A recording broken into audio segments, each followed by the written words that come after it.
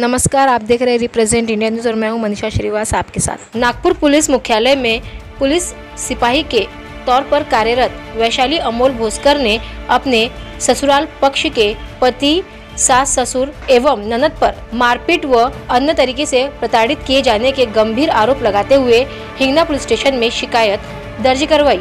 साथ ही पीड़िता वैशाली अमोल भोसकर ने नागपुर के पत्रकार क्लब में पत्रकार परिषद भी आयोजित की। हमारे रिप्रेजेंट इंडिया न्यूज़ से बात करते हुए पीड़िता वैशाली अमोल भोसकर ने इस विषय पर हमें विस्तार से जानकारी दी। तो आइए देखते हैं हमारे रिप्रेजेंट इंडिया न्यूज़ की यह खास रिपोर्ट। माझं नाव वैशाली अमोल भोसकर आहे।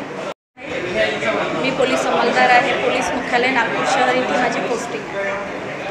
माझ्या लग्नाला 2 वर्ष पूर्ण झालेली आहेत। मी 14 एप्रिलच्या दिवशी ड्युटी करून 8 वाजता रात्री 8 वाजता घरी परतले असता माझ्या नवऱ्याने किरकोळ गोष्टीवरून माझ्याशी वाद घातला आणि मला खूप मारहाण केली। त्यांनी मला त्या दिवशी एवढं मारलं की ते त्यांना भान नव्हतं की म्हणजे जीवे मारण्याचा प्रयत्नचा ॲक्च्युली तो जीवे मारण्याचा प्रयत्नच होता। आणि मी 3 महिन्याची प्रेग्नंट असताना सुद्धा त्यांनी न करता मला त्या दिवशी खूप मारण्याचा प्रयत्न केला। तरी मी आपली सुटका कशी तरी करून एका रूममध्ये स्वतःला बंद करून घेतले आणि 112 वर फोन करून पोलीस गाडी बोलवली। पोलीस गाडी पडली असता मला माझ्या नवऱ्याने माझ्यावर मारहाण केली। मग मी पोलीस गाडीमध्ये पोलिसांसोबत पोलीस स्टेशनमध्ये गेली। त्यांनी मला मेडिकल हॉस्पिटल इथे घेऊन गेले। रात्रभर सकाळी पहाटे 5 वाजतापर्यंत माझं मेडिकल टेस्ट चाललं। त्यानंतर त्या दिवशी 15 एप्रिलला पोलीस स्टेशन हिंगणा इथे आली आणि आपला गुन्हा दाखल केला। त्यानंतर मी पुन्हा माझ्या नातेवाईकांसोबत माझ्या सासरी काही माझं सामान घेण्याकरिता गेली। तरीसुद्धा त्यांनी माझ्यावर आम्हाला घराच्या बाहेर मी पुन्हा पोलिसांची मदत घेतली आणि माझं साहित्य तिथून आणलं। त्यानंतर पोलिसांचं काहीच मला रिस्पॉन्स भेटलेला नाही।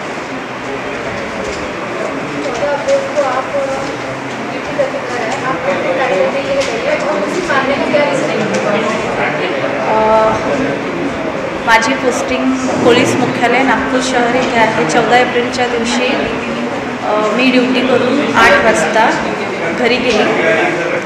त्यांचं फक्त किरकोळ वाद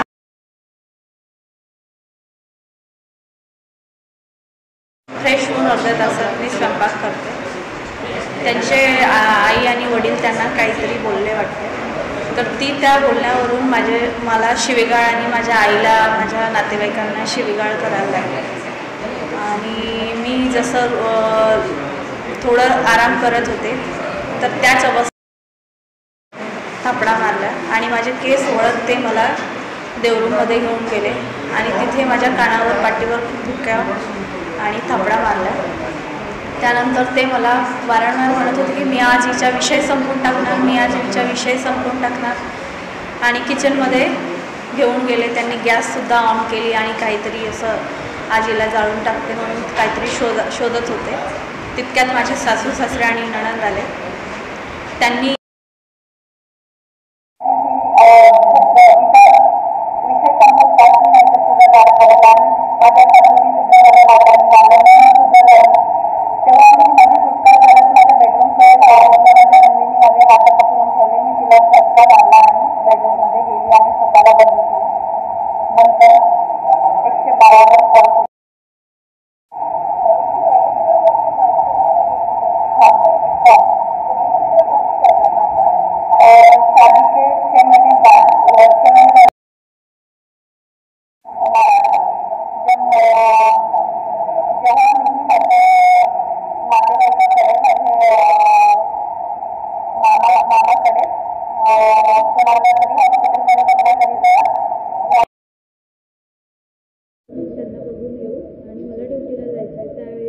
त्यांनी मला मारलं होतं किरकोळ गोष्टीवरून।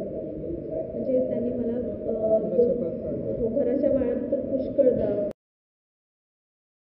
ते मला घराच्या बाहेर काढायचे। माझे सासरे सुद्धा मला घराच्या बाहेर काढायचे। एक दिवस तर मी घराच्या बाहेर मला पूर्ण दार वगैरे बंद करून ठेवलं होतं, काढलं होतं. मी माझ्या दादाला फोन करून बोलवलं होतं की मला घराच्या बाहेर काढलेलं आहे, तुम्ही या. माझा भाऊ आला, त्याच्यासोबत सुद्धा खूप वाद घातला, त्याला सुद्धा बाहेर काढलं. त्यानंतर आम्ही आमचे काही जे लग्नामध्ये मध्यस्थी वगैरे असतात त्यांच्याशी बोलून सगळा विषय शांत केला. त्यांनी समजावून वगैरे शांत केलं.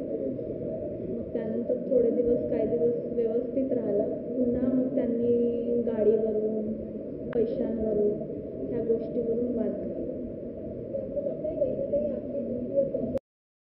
हो, यही कारण था. पैसे और ड्यूटी देख के ही उन्होंने शादी की थी. साइको है लड़का, थोड़ी थोड़ी बात पे चिढ़ता है, मारता है, 2-2 महीने बात नहीं करता।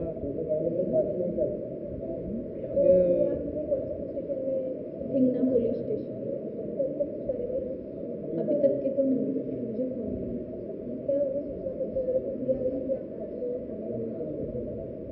वो कुछ भी मालूम नहीं.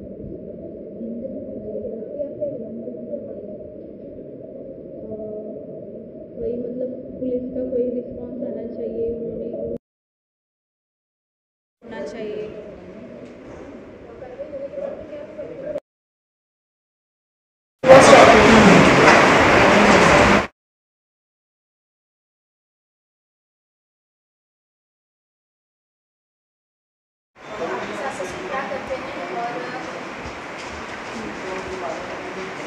माझी सासू हिंगण्याची नगरसेविका आहे आणि माझी नगराध्यक्ष होते. माझे सासरेसुद्धा सरपंच होते, पार्टीचे सदस्य आहेत. आणि सास का नाम छाया भोसकर और ससुर का नाम ज्ञानेश्वर भोसकर.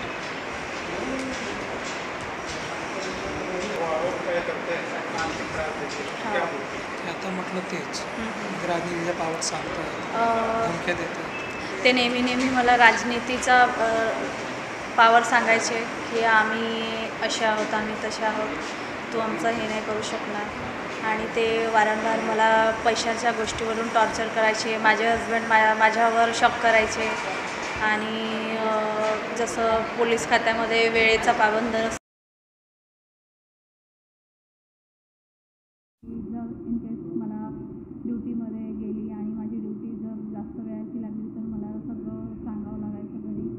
नाहीतर ते मला माझे सासरेसुद्धा मला ड्युटीवरून म्हणायचे की एवढ्या वेळाची ड्युटी असते का. आणि माझ्या नवऱ्याने तर मला एवढंसुद्धा बोलले ज्या दिवशी ही घटना झाली की हा तुझ्या पोटातला बाळ माझा नाही आहे, DNA टेस्ट कर, एवढंसुद्धा बोलले. माझ्या रिलेटिव्हवर आरोप, माझ्या मोठ्या बहिणीवर मंगळसूत्र, म्हणजे माझ्या मोठ्या भावाच्या लग्नामध्ये मंगळसूत्र चोरला यांनी, हा आरोप लावला. आणि जेणेकरून त्यांच्याचकडे माझे दागिने ठेवलेले आहेत, तरीसुद्धा मी दिलेले सुद्धा दागिने त्यांच्याचकडे मी ठेवायची, ते मला कधी वापरायला सुद्धा देत नव्हते. पण माझ्या बहिणीवर आरोप लावले त्यांनी. माझ्या परिवाराने मी ते खालच्या दर्जाचे अधिकारी आहेत, असे आहेत, तसे आहेत बोलायचे.